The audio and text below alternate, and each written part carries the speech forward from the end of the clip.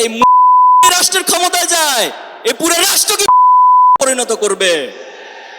তাদের কাছ থেকে সাবধান থাকবেন। আমরা কোনো ব্যক্তি বা দলের বিরুদ্ধে নই, কিন্তু যারা আমাদের মায়েদের উপর, আমাদের বোনদের উপর হামলা চালাবে, মনে রাখবেন আমরা সন্তান হিসেবে, আমরা ভাই হিসেবে কখনো বসে থাকবো না। আমরা দেখতেছি সারা দেশে আমাদের নারীদের উপর, বোনদের উপর হামলা করা হচ্ছে, হেনস্থা করা হচ্ছে, বোনদের হিজাব খুলে নেওয়ার মতো দুষ্টতাপূর্ণ আচরণ করা হচ্ছে, এবং অনেক জায়গায় আরো নানান অশ্লীল বাক্য ব্যবহার করা হচ্ছে। তাদের উদ্দেশ্যে বলতে চাই, এরা যদি ক্ষমতায় যাওয়ার আগে তাদের চরিত্র এমন হয়, ক্ষমতা গেলে নারীদের সম্মান হানির ক্ষেত্রে তারা কি ভূমিকা রাখবে তাই জাতি স্পষ্ট বুঝে যাচ্ছে।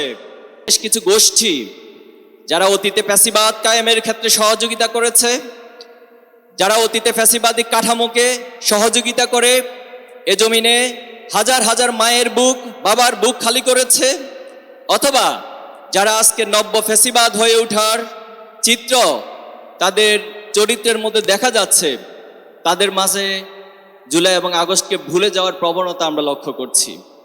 এজন্য আজকে সমাবেশের মাধ্যমে আমি জুলাইকে স্মরণ করিয়ে দিতে চাই। কেমন ছিল সে জুলাই? সে জুলাইয়ের প্রতিটি দিন ছিল রক্তাক্ত। সে জুলাইয়ের প্রতিটি দিন ছিল কোনো না কোনো মায়ের আহাজারি, কোনো না কোনো বাবার আত্মচিৎকার, পরিবারের সদস্যদের সেই করুণ আর্তনাদ ছিল জুলাইয়ের প্রতিটি দিন। আমরা যখন সারা দেশে খোঁজ খবর নিতাম, প্রত্যেক দিন কোথাও না কোথাও থেকে সংবাদ আসতো যে ভাই আজকে এখানে এতজন শহীদ হয়েছেন, আজকে আমাদের এতজন ভাই রক্তাক্ত হয়েছে, এতজন ভাই হসপিটালে ভর্তি হয়েছে, এতজন ভাই গ্রেপ্তার হয়েছে। রাতের আধারে যখন ভাইয়েরা বাসাবাড়িতে অবস্থান করত, সেখান থেকে ছাত্রদেরকে বেছে বেছে নিয়ে এসে তাদেরকে গ্রেপ্তার করত, যেখানে ছাত্র পাওয়া যাইতো সেখান থেকে গ্রেপ্তার করে নিয়ে যেত। একটি বিভীষিকাময় পরিস্থিতির মধ্য দিয়ে জুলাই পার করেছি।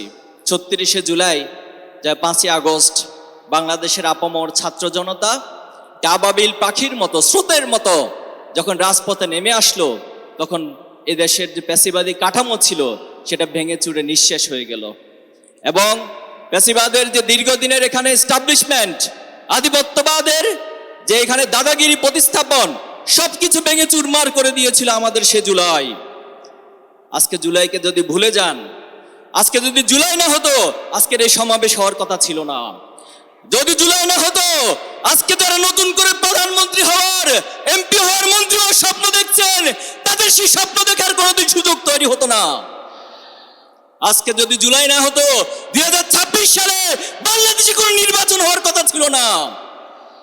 আজকে আপনারা জুলাইয়ের স্পিডকে ভুলে যাচ্ছেন, জুলাইয়ের সেই শহীদদেরকে ভুলে যাচ্ছেন, জুলাইয়ের সেই যে কাঠামো, যে এস্টাবলিশমেন্ট ছিল, যে সংস্কারের প্রশ্ন ছিল, শহীদদের যে তামান্না ছিল, আকাঙ্ক্ষা ছিল, সে প্রত্যাশাকে আজকে আপনারা ভেঙে চুরমার করে দিচ্ছেন।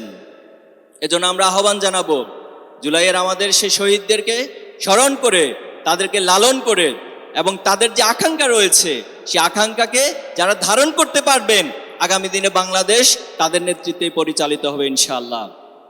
সংগ্রামী উপস্থিতি, আমরা স্বপ্ন দেখি এই বাংলাদেশ একটি সমৃদ্ধ বাংলাদেশের পরিণত হবে। এই বাংলাদেশে যারা নেতৃত্ব দিবে তারা শুধুমাত্র মুখে সৎ হবে না, তারা বাস্তবিক পক্ষে সৎ হবে, তারা দক্ষ হবে, তারা দেশপ্রেমিক হবে। আমরা চাই যে অতীতের বস্তা পচা যে বিভাজনের রাজনীতি, এই বিভাজনের রাজনীতি বাংলাদেশে চলবে না, বড় ঐক্যের রাজনীতি প্রতিস্থাপিত হবে। আমরা চাই এমন একটা বাংলাদেশ গড়ে উঠুক যে বাংলাদেশে একজন শ্রমিক থেকে শুরু করে রাষ্ট্রের যিনি প্রধান থাকবেন, রাষ্ট্রপতি, প্রধানমন্ত্রী, সবার জন্য একই আইন হবে এবং সবার জন্য আইনের প্রয়োগ একই হবে, নিরপেক্ষ বিচার ব্যবস্থা সবার জন্য প্রযোজ্য হবে। আমরা চাই যে যারা রাষ্ট্রের নেতৃত্ব দিবেন তারা তাদের সততা, দক্ষতা এবং স্বচ্ছতার মধ্য দিয়ে এই রাষ্ট্রের নাগরিকরা যে ট্যাক্স দিবে, যে প্রত্যেকটা ট্যাক্সের হিসাব নাগরিকদের কাছে সঠিকভাবে তুলে ধরতে হবে। আমরা চাই যারা নেতৃত্ব দিবেন তারা জবাবদিহিতামূলক নেতৃত্ব দিবেন, তারা আইনের ঊর্ধ্বে থাকবেন না, তারা মানুষের কাছে দায়বদ্ধ থাকবেন।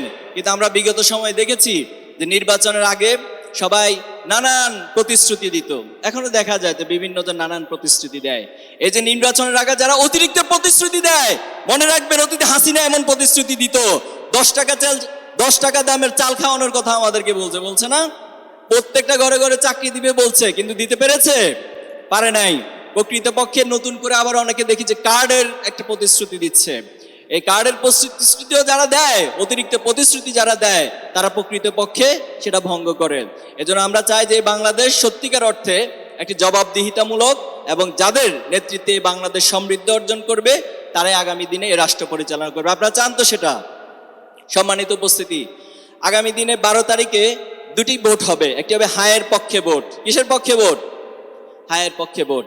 আমরা দেখছি যে একটা গোষ্ঠী প্রথমে বলেছিল যে তারা না ভোটের পক্ষে, তারা হা ভোটের পক্ষে না, বলছিল একটা পক্ষ, আমরা তাদের নাম নিব না। এরপরে তারা প্রকাশ্যে এসে এখন হা ভোটের পক্ষে কথা বলছে, কিন্তু আবার ভিতরে ভিতরে তারা নায়ের প্রচারণা চালাচ্ছে। আমাদের সমাজে কেউ যদি প্রকাশ্যে একটা বলে, গোপনে আরেকটা বলে, তাকে দেখি কি বলা হয়? মুনাফিক বলা হয়। আচ্ছা, হাদিসের ভাষ্য অনুযায়ী তাদেরকে মুনাফিক বলা হয়। তাহলে এই মুনাফিক যদি এই রাষ্ট্রের ক্ষমতায় যায়, এই পুরো রাষ্ট্রকে মুনাফিক রাষ্ট্রে পরিণত করবে। তাদের কাছ থেকে সাবধান থাকবেন। আমরা কোনো ব্যক্তি বা দলের বিরুদ্ধে নই, কিন্তু যারা আমাদের মায়েদের উপর, আমাদের বোনদের উপর হামলা চালাবে, মনে রাখবেন আমরা সন্তান হিসেবে, আমরা ভাই হিসেবে কখনো বসে থাকবো না। আমরা দেখতেছি সারা দেশে আমাদের নারীদের উপর, বোনদের উপর হামলা করা হচ্ছে, হেনস্থা করা হচ্ছে, বোনদের হিজাব খুলে নেওয়ার মতো দুষ্টতাপূর্ণ আচরণ করা হচ্ছে, এবং অনেক জায়গায় আরো নানান অশ্লীল বাক্য ব্যবহার করা হচ্ছে। তাদের উদ্দেশ্যে বলতে চাই, এরা যদি ক্ষমতা যায়, ক্ষমতায় যাওয়ার আগে তাদের চরিত্র এমন হয়, ক্ষমতা গেলে নারীদের সম্মান হানির ক্ষেত্রে তারা কি ভূমিকা রাখবে তাই জাতি স্পষ্ট বুঝে যাচ্ছে। সম্মানিত উপস্থিতি, যারা ইতিমধ্যে 200-র বেশি শুধু নিজেদের দলীয় লোকজনকে অন্তর্কোন্দলে হত্যা করেছে, যারা ক্ষমতায় যাওয়ার আগে এভাবে হত্যাকাণ্ড ঘটাতে পারে, তারা ক্ষমতায় গেলে কি করবে সেটা কি আমরা সহজে বুঝতে পারি না? বুঝতে পারি। এজন্য আমরা, আমাদের বক্তব্য খুব স্পষ্ট যে আমাদের এই সমাজে কোনো ধরনের হিংসা, রাহাজানি, কোনো বিভাজনের রাজনীতি, কাদা ছোড়াছড়ির রাজনীতির পরিবর্তে আমরা চাই উদার এবং ঐক্যের রাজনীতি এবং প্রকৃতপক্ষে ন্যায় এবং ইনসাফ। আমি একটি প্রসঙ্গ বলে শেষ করতে চাই। আমাদের শহীদ ওসমান বিন হাদি ভাই জীবন দিয়েছেন, আজকে প্রায় 42 দিন অতিবাহিত হচ্ছে, কিন্তু দুর্ভাগ্য হচ্ছে এখন পর্যন্ত ওনার খুনিদেরকে গ্রেপ্তার করতে পারে নাই। আজকে যাদেরকে রক্তের গঙ্গার উপর দিয়ে, রক্তের স্রোতের উপর দিয়ে ক্ষমতা বসানো হয়েছে, সেই সরকার তারা এই রক্তের স্রোতের উপর বসেও আমাদের শহীদ হাদি ভাইয়ের খুনিদেরকে গ্রেপ্তার করতে পারে নাই। আপনারা অনেক আবেগ আপ্লুত বক্তব্য দেন, এই আবেগ আপ্লুত বক্তব্য এই খুনিদেরকে কোনো কিছু করতে পারবে না, আমাদের কোনো উপকারে আসবে না, বরং খুনিদেরকে গ্রেপ্তার করে তাদের বিচারের মাধ্যমে আপনাকে শহীদ ওসমান বিন হাদি ভাইয়ের রক্তের দায় শোধ করতে হবে। সংগ্রামী উপস্থিতি, আগামী দিনে কোনো ধরনের হত্যার রাজনীতি আমরা আর চাই না। আমরা চাই এই বাংলাদেশে ইনসাফ প্রতিষ্ঠিত হোক। ইনকিলাবের মধ্য দিয়ে এই যে আমরা যে স্বপ্ন দেখছি, তরুণ প্রজন্ম যে স্বপ্ন দেখছে, সে স্বপ্নের বাংলাদেশ প্রতিষ্ঠিত হোক। আসুন আমরা ঐক্যবদ্ধভাবে আগামী 12 তারিখে সে বাংলাদেশ প্রতিষ্ঠার জন্য যার যার জায়গাতে ভূমিকা রাখি। আমাদের